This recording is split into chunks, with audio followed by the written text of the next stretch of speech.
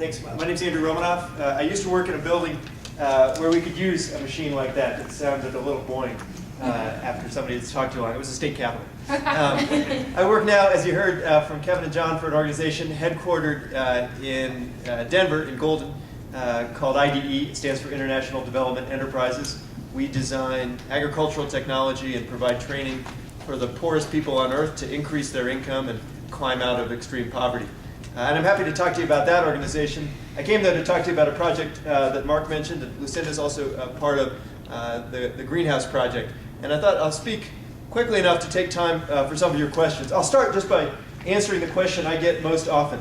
I am no relation to the czars of Russia. The name Romanoff was actually, I'm sorry to disappoint you. Our name was actually an Ellis Island invention. It was given to my grandparents when they came over from the old country. The original name, it turns out, was Hickenlooper. So it's really great to see my cousin John doing so well. Speaking of which, I want to actually start the story of this project in a place that the governor knows well. And stop me if you've heard this one before. A guy walks into a bar. It's a guy named Doug Vilsack. You may recognize his last name because his dad happens to be the Secretary of Agriculture, former governor of Iowa. Doug is a frustrated lawyer, works in Denver at a law firm, and walks into the Wine Coop, that's the bar you're looking at, one night, as a true story, like most of mine, walks into a bar and strikes up a conversation with another guy named Mike Callahan, not me. Mike Callahan, proud graduate of CSU's MBA school. So they strike up a conversation, and Doug says to Mike, what do you do? And Mike says, well, I just started a company called Power Mundo that is marketing solar-powered flashlights and lanterns in Peru. And Doug says, well, that's funny. I'm also marketing solar-powered flashlights and lanterns. Doug's group is a nonprofit called Development Energy. They do that work in Namibia. So here's two guys, same little landlocked state of Colorado, same basic product line, solar-powered flashlights and lanterns. They never met. They ran into each other literally at a bar one night a few years ago. And they shared this story with me about a year ago, which got us thinking, well, how many other organizations or individual entrepreneurs, social enterprises like those represented in this room, how many other folks are doing work in Africa or Latin America or Asia out of Colorado and might not know about each other? And the answer, as you may know, turns out to be more than 100. I listed some of the organizations on this screen. Some are doing work around education, health, microfinance, sanitation, women's education and empowerment, agricultural technology. Some are nonprofits, most are nonprofits, a few for-profit companies. Some do work in Africa, some in Asia, some in Latin America. This is just a partial list. And very few of them know of every other, which is both the purpose of this conversation, which I congratulate Linda and Lucinda for putting together, but also the purpose of a project that we're starting called the Greenhouse Project. We figured there must be someplace other than a bar, no offense to the Wine Coop or New Belgium or any place else, someplace other than a bar that could bring people together. What we're proposing to create, we believe, will be the nation's first collaborative center for international development, a physical and virtual home for individuals and organizations that do international development work. The mission of this project, in a sentence, is threefold. We're interested in advancing sustainable solutions to global poverty by enabling our partners to do three things: to collaborate, to innovate, and to operate more effectively. And I'll just spend a minute on each of those points. What do we mean by collaboration? We canvassed some of our prospective partners in this project. We asked them, what sort of services might you want to share, from back office functions like HR or accounting or payroll, to fieldwork and trials and demonstrations. We now have a very long list of services and resources that organizations believe it might be more economical, more efficient to share. A lot of these services are things that we do at IDE. We've got 350 employees in 14 countries and 30 years of experience in our operations. And a lot of these services are things that the individual nonprofits can't afford to do on their own. It makes sense to collaborate. That's one part of the project. The second part, probably the most exciting part in my view, and the one that John in particular is working on, is the idea of using this center to generate new sustainable development ventures. The idea here is, suppose you go abroad, you're join the Peace Corps, you spend some time in another country, or you come from another country and come back to the States with an idea for a product or a service that you think might be able to make a difference. You want to know, is that idea sustainable? Is it scalable? Maybe you want to know if it's profitable. We take a market-based approach to development at IDE, so we're very interested in seeding for-profit companies, just like the incubator that the GSSE program here at CSU is running. We want this center to start developing and analyzing business plans. We just had a good meeting actually with folks from markets and folks from GSSE about ways to use business students and professors and practitioners here in Fort Collins to actually apply some of the talent that they've got to these development ventures. And we want our center to start convening scholars like that from CSU, from CU. Can I say CU in Fort Collins? From all sorts of universities. There's a great deal of talent in Colorado aimed at international development. One of our goals is to make not just this center, but this state a hub of international development activity. So someday when people ask, gosh, where's the most exciting, innovative, creative, impactful, meaningful work going on around international development, they don't have to just say Washington, D.C. or New York. They can say Colorado, and they can come here or stay here and do this kind of work. We want our state to be a hub for this kind of activity. Finally, and most practically, part of the goal of this center is to allow groups to operate together, to share space. I know I'm not supposed to steal organizations out of Fort Collins and move you down to Denver, but just in case you want a little office in the capital city, we're putting together a facility, I'll show you, that will provide a home and a set of resources that we think might be attractive to some organizations. So I'm hoping to line up a couple here as well. Where is this magical place? Well, let me talk to you first about the benefits of this project. There was a report, do you like that special effect? So there's a report that came out of the Tides Foundation out of San Francisco. They run a network of 200 nonprofit centers like this around the country. They did a study last year, surveyed a lot of these shared space initiatives, asked them what advantages they had seen from collaboration. The top answers are on the board. 40% said they had seen a significant increase in their ability to recruit more staff and a reduction of turnover. Folks like us like being around other folks like us. So that's one advantage to this shared space initiative. A number of groups said they'd seen an increase in their revenue or an expansion of their programs. I'll send you this whole PowerPoint if you want. An increase in their efficiency. Probably the number one answer, an improvement in staff morale. A lot of the groups that we're partnering with are scattered around the state, isolated from one another, and don't have opportunities, except for meetings like this and occasional conferences and cocktail parties, to come together. Too often they find that's the extent of their collaboration. They exchange business cards and go home. What we're trying to do is create that kind of synergy, that kind of cross-pollination every day at the water coolers and conference rooms and facilities that we're putting together.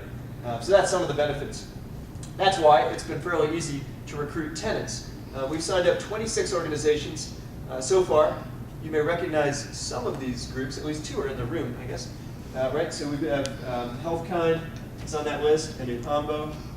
The project is anchored by two large international development organizations, Engineers Without Borders, which has thousands of chapters in 45 countries around the world. They're moving out of their headquarters in Boulder to join us at this facility in Denver. And IDE, the organization where John, Kevin, and I work, is the other anchor of this project. So that's the list of folks who have signed letters of intent to join this venture. We have a list of prospective tenants. We're happy to add you to this list if you want to be part of the project physically. There's another dozen groups on the list that are looking at the space and evaluating their budgets and deciding if they can afford to be in the building. And then there's an even broader list of virtual partners, groups that don't need or can't afford the space or don't want to leave a beautiful town like Fort Collins, but want to be part of this network in some other way, for virtual conferences or to collaborate on some of the services I listed. And I suspect maybe there's some interest among this community in becoming a virtual partner in this greenhouse facility. Where is this facility? Well, it's in the center of Denver. Those of you who know the city, it's in the neighborhood of Curtis Park at the corner of 33rd and Arapahoe. It's about a mile northeast of Coors Field. The building we picked to house us all is about 25,000 square feet and 120 years old. It used to be a horse barn. It was then a warehouse. It's a gorgeous space back in 1893 when it was built. It doesn't look like that anymore. Time has ravaged this building a little bit, so this is what the facility looks like now. It's part of a fairly impoverished community, and part of our goals I'll mention in closing is to revitalize that community itself, preserve the building, bring more activity and life to this corner. So we engaged an architectural firm to redesign this space and make it a little more vibrant. This is the plan they came up with on the outside. This is a farmer's market. One corner of the building is anchored not by an international development group, but by a nonprofit called Denver Urban Gardens, which is also moving its headquarters to this building and turning what is now considered a food desert, as the neighborhood of Curtis Park is classified, into a source of food, which is also a source of fresh produce for the tenants. It's another attraction of being in this building. So we really want to figure out a way to engage the community, not just to isolate ourselves in our international development work, but to interact with our neighbors in this space as well. The farmers market will be one way to bring folks in for that purpose. I'll talk about that too. Inside the building, we've designed a very exciting space. There's a skylight at the top and an atrium. We really have studied a lot of examples of other shared space initiatives around the country. And here in Colorado, we just spent half an hour walking through the Rocky Mountain Innisphere. Another good example of sharing services and space, and we want to learn from their example. There's a place called the Alliance Center in Denver, which is a home for a lot of environmental groups. Another example of this kind of shared space initiative. So half of this floor plan is designed as common space, not individual offices, but conference rooms and Skype rooms. A lot of the space is going to be flooded with light. Use a lot of recycled materials. Those are box cars. The floorboards made of maple from old train box cars on the staircases. And it preserves some of the historic aspects of the building as well. A lot of groups said, we want some privacy for Skype calls because all of us do international work and have to communicate with our field staff. So there's a dozen of these enclosures for that purpose, along with some conference rooms and common areas that'll host teleconferences and seminars and workshops for groups that are resident of the building or rented out for groups that are not. I mentioned our interest in engaging the community, and the partner that's leading that effort is this group called Denver Urban Gardens, which is not only bringing a farmer's market to this site, they're also bringing a demonstration garden to the site across the street. So we'll be able to demonstrate some of our technology, and kids will be able to come, every family will be able to come, learn not just how to grow food themselves, but also what life is like for people who have to grow food to survive around the world. We're hoping maybe folks will come for the food and stay for the rest of the show. And our real hope is that a kid will get inspired to do international development work by what he or she sees in this building, and we'll offer internships and possibilities for that purpose. So partnering with a lot of community groups to bring the neighborhood into this new building. The last slide and the next steps for us are to recruit some folks. I used to make presentations asking folks to sign up. We're almost at capacity. We have room for a couple more tenants, but the good news is we expect to open, if we raise the money to fund the renovation, we expect to open this facility at capacity in the fourth quarter of this year. And we'll spend some time moving all these groups into that space, which is no mean feat. And then we want to staff the facility too. Maybe I'll just close on this point. In our experience and the research we've done, a lot of collaboration can emerge organically. Just put a bunch of people like us, 120 folks in this case, into one space, and they'll figure out how to work together. And we've seen that, even on the field trips we took to find a home for this center. We saw folks start comparing notes. Somebody would say, how did you get the arsenic out of the drinking water in Cambodia? Somebody else would say, well, we figured out how to do that in Bangladesh. Or someone would say, do you know of a good micro lender in Honduras? And somebody said, well, here's one in Nicaragua. So we see some of this synergy emerging excitingly and organically, but we also believe it's more likely to occur, and I think research shows, if you actually facilitate it, staff it. So some of the fundraising we're doing, in addition to a capital campaign to fund the renovation, is aimed at actually employing a few folks to bring people together to start organizing these workshops and seminars and conferences and brown bag lunches. And perhaps at the time that this group meets in a year, you could take a field trip down to this new site, and we'll welcome you to our home as tenants or guests. Maybe we can build one up here when you're full. Well, that's right. We could have a Fort Collins campus for the greenhouse project. So that's our story. You can learn a little bit more on our temporary website, soon to be rehabbed itself, which is greenhousefund.org, and I'll send Lucinda the whole presentation so that you can distribute this opportunity, along with some office options if you're interested. I hope I saved enough time for your questions, and I really, really appreciate the work that you do every day. Thanks.